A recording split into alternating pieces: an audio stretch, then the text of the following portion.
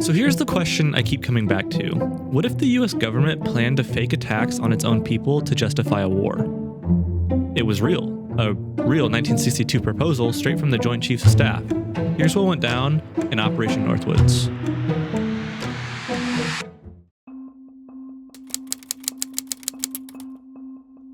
On March 13, 1962, the Joint Chiefs of Staff submitted a memo to Secretary of Defense Robert McNamara that outlined plan for possible military intervention in Cuba.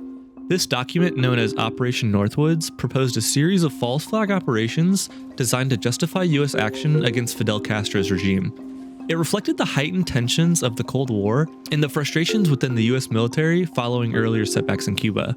Let's examine the events that led to this proposal, the details of the plan itself, and its eventual outcome and implications. The roots of Operation Northwoods trace back to the shifting dynamics in Cuba after World War II. In the late 1950s, Fidel Castro led a revolution against the US-backed dictator Fulgencio Batista. On January 1st, 1959, Castro's forces entered Havana, and Batista fled the country.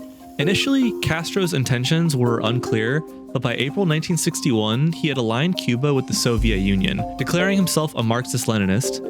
This development placed a communist government just 90 miles from Florida, raising alarms in Washington about Soviet influence in the Western Hemisphere. The United States responded with efforts to remove Castro. On April 17, 1961, a force of about 1,400 CIA-trained Cuban exiles landed at the Bay of Pigs in an attempt to overthrow the regime. The operation failed disastrously within 3 days, and most invaders were captured or killed.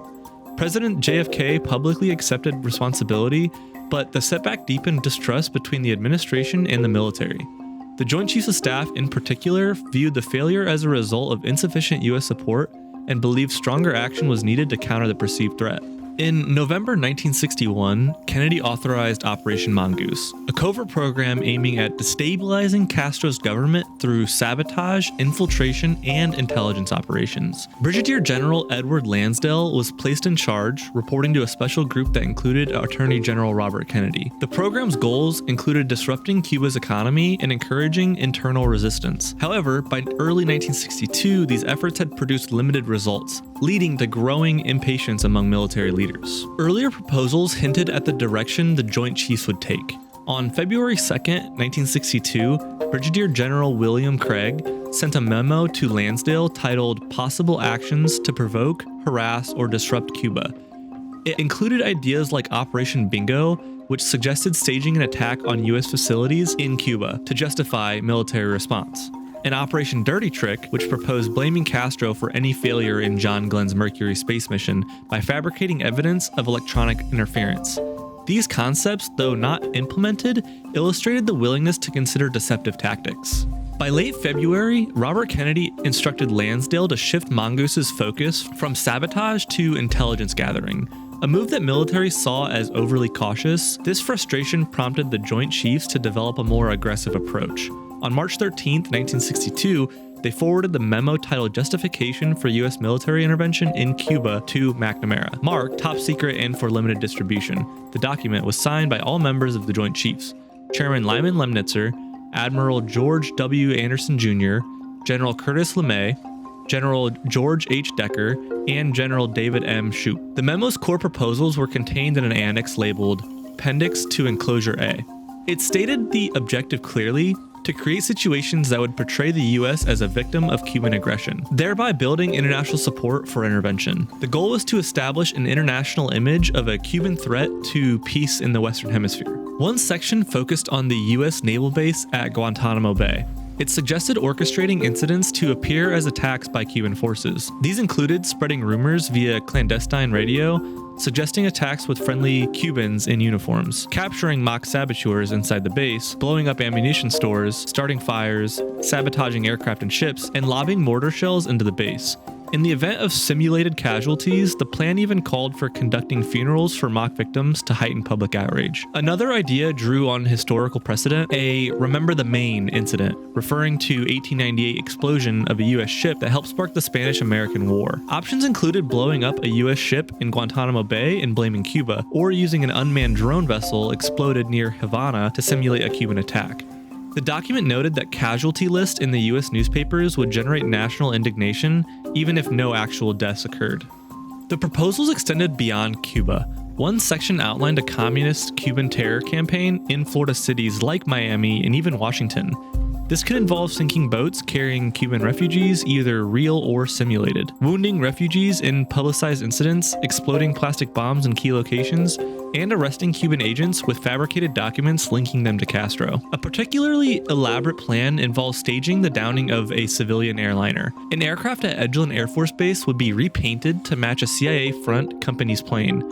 At a set time, it would be swapped with the real flight carrying passengers under aliases, perhaps college students on holiday. The original plane would be converted to a drone, which would continue the route and broadcast a distress call claiming the attack by Cuban MiGs before being remotely destroyed. The passengers would be safely diverted, but that incident would appear as a Cuban atrocity. Other suggestions included using US pilots in MiG-type aircraft to harass civilian air and shipping, or staging the destruction of a US military drone to look like a Cuban attack. One scenario proposed flying F-101 jets near Cuba with a pilot faking an MiG assault over a radio before landing secretly. Debris would then be planted to support the story. The plan also considered provoking incidents in neighboring countries. It suggested simulating Cuban-backed invasions of places like the Dominican Republic, Haiti, or Nicaragua, including night raids with Cuban aircraft and planting Soviet incendiaries to implicate Moscow. These ideas came from seasoned military leaders. Lyman Lemnitzer, the chairman, had a distinguished career.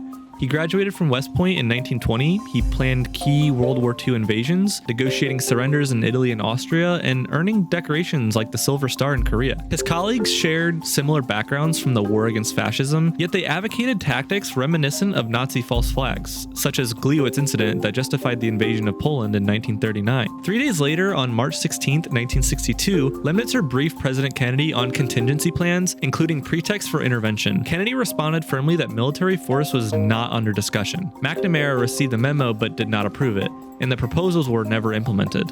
Lemnitzer persisted with calls for action in April, but by October 1962, he was replaced as chairman and reassigned to NATO as Supreme Allied Commander Europe. The mindset lingered, however. In 1963, additional Defense Department papers explored similar projects, such as staging attacks on Organization of American States members, like Jamaica to draw on allies, or even bribing a Cuban commander to assault Guantanamo. The Northwoods documents remained classified for decades. Following President Kennedy's assassination in 1963, they were archived or destroyed. Public awareness came in the 1990s, spurred by Oliver Stone's film JFK and the resulting JFK Records Act.